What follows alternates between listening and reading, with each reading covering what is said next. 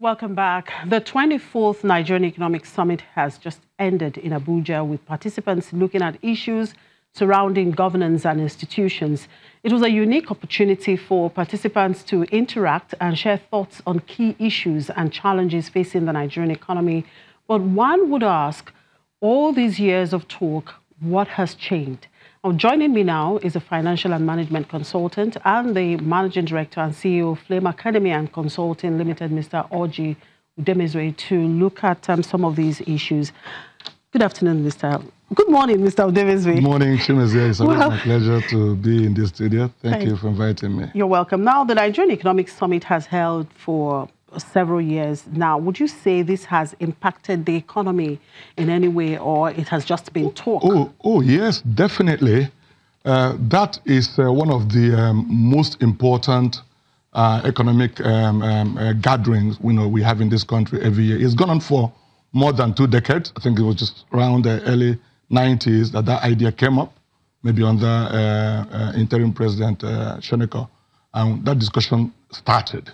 And the essence of that meeting is to find a common platform where key players in the public sector, the business sector, the private sector, civil society, the academia, professors in the university, and in fact anybody at all, investors, contractors who have interest in the economy will come together to share ideas on how to bring about better policies, better processes, better decisions and ideas that will move the economy forward. Yes, people can say it's going to talk, but you have to talk before you act. Even though our talk-do ratio in this country, it's very, very high. We talk a lot and we do less. Okay, but we have to talk first and get some policies documented, and then hope that the political leadership will have the strong will to implement what has been discussed. So over the years, this summit has done wonderfully well in trying to make suggestions, articulate ideas that will make the economy work better. What remains is for the political leaders, because we run a political economy, political leaders to be able to, deny personal interests, subject, personal interest, to national interest, and look at these wonderful ideas. We have all manner of master plans, the economic recovery and growth plan, wonderful plan. The medium-term expenditure framework, where we target to do recurrent expenditure 60 or below %, and then the capital expenditure 40%. But we've never been able to do that in the past years. We barely achieved 10-15% of capital, and that's why we don't have infrastructure development. We also have the wonderful NIMP, National Infrastructure, Integrated Infrastructure Master Plan, that is meant to map out about 127 billion, for over years, so that we can have electricity, the road, every infrastructure. Well, so we have all kinds of plans. Vision 2020. We have had all manner of. So we know how to talk, but then the talk is not unimportant. But the issue is putting the talk into action, implementation. So, and that's where leadership comes in. If we have leaders who are passionate about this country, who don't have primordial or parochial or clannish interest, who have the interest of this nation at hand, all these talks are meant to ultimately result to great benefits to this country. Now, this year's theme is poverty to prosperity, making institutions work.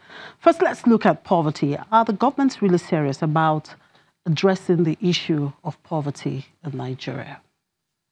Yes and no. Okay, let's start with yes.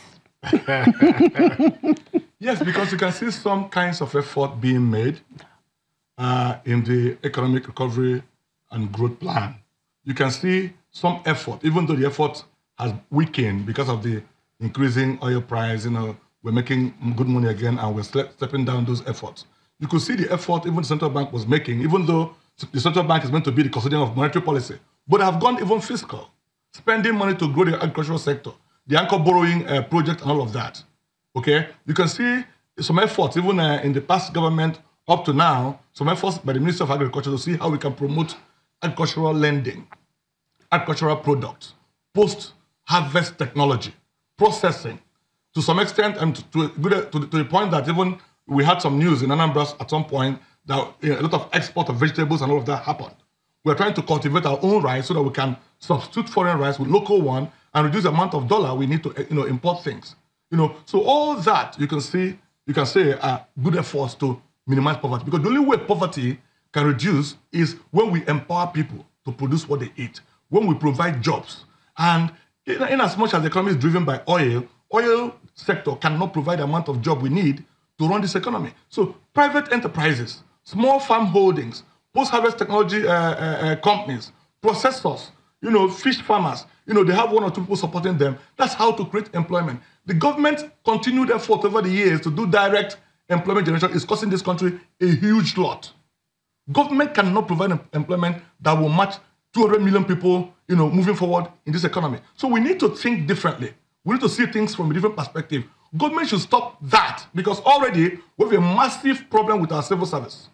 We have a highly, unproductive and redundant civil service because people are sitting down in offices doing nothing. And this country is spending a whole lot of our budget in recurrent expenditure, funding salaries, funding allowances, funding overhead, travels, hotel bills, trainings and all of that are not producing anything for the economy. In fact, I don't know how much time we have, but I think that this government should begin a conscious effort to scale down our civil service. Now there's a big issue on ground. By November 6th, the NLC, the workers have threatened to go on strike, except minimum salary, wage is moved to 30,000. 30,000 is even such a very big apology. 30,000, about $80 or $90 a month. That's license to poverty. But even to implement that is difficult for this country at the point where we are. To even pay 18,000 minimum salary, minimum wage, we are borrowing to do that. But then, is it important to increase our wage? Yes. But can we afford to do that now? Maybe no. So what must be done? We must think strategically. We must think differently.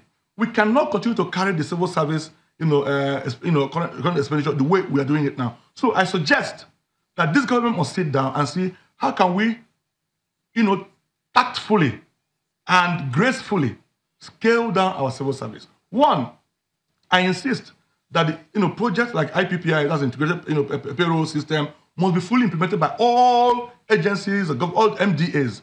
I understand that some parts of government are still resisting that process. We need to weed out every payments must go to human beings who have been identified biometrically. We must remove every form of ghost workers or duplicate workers here and there in this economy. That's number one. The political class must be strong enough to whittle down the amount of aides, special assistant to assistant, special advisor, all of that, whereby a governor is traveling, a whole congregation of people are flying around wasting money. The president is traveling for a simple business trip where he needs about 5-6 people in his team. You have a whole 80 people filling the plane and traveling. We need to scale down. And then I'm not saying we should sack people, because that will create more poverty for the country. But we can dangle. There are many people who are working in government today who have identified their talents. They know they can be good fish farmers, they can be good, hairdressers or whatever. Government can dangle some incentive in front of, so that there won't be a crisis, labor crisis, doing that. Dangle some incentive. If you're willing to resign your employment, you can get so and so percentage of your annual whatever. Maybe somebody's looking at 10 million, 5 million. It can cost us something, but it's a strategic move to scale down. And we must curtail our recruitment. We have 1,001 government agencies that are almost doing the same thing. Duplication.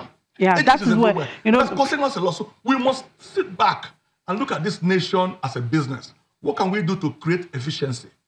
To go lean a bit and, have systems that work. That is where the institutions issue come in. Remember, the theme is making poverty to prosperity, making institutions and work. So, major issue again.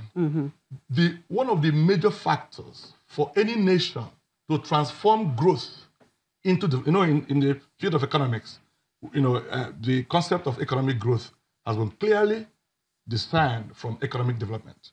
Because, over the years, it was found that many nations were growing in figures, in numbers, GDP figures. Like Nigeria was between 2004 and 2014, 2015. We grew at average of 6%. But yet, the global community termed our growth jobless growth, futureless growth, aimless growth, because the growth was not giving rise to better life for the people. So you find that economic growth does not equal economic development. And one of the key factors for transforming growth into meaningful development, better life for people, dignity of human life, rule of law, quality education, quality human capital. What makes that happen, is strong institutions and governance. Let there be, little or no undue influence of the political class, in how institutions are run. Whether it is NNPC, whether it's Nigerian Customs, whether it's National Health Insurance Scheme, the current issue there, where the board governing that institution says that they find their director or secretary, wanting in some areas. And please go, let's investigate you. You can come back later or not. And you have an audacious, impugnacious move made by some security officers to move this professor into office with total neglect of the governing council. That is a major failure in governance. Even if government found that the man didn't do anything, let them allow the governance process to run. Institutions like the police, Nigerian army, the NNPC, we've had all kinds of issues of, bad governance. We need to deal with that for this country to move forward. Let things work properly. If you go to register your business, can you do that without any undue interferences? These are issues. Until we do that, our growth will remain aimless and meaningless. All right, thank you, Mr. Udemezwe, for your time. I'm sure we'll keep talking and hoping that they would listen.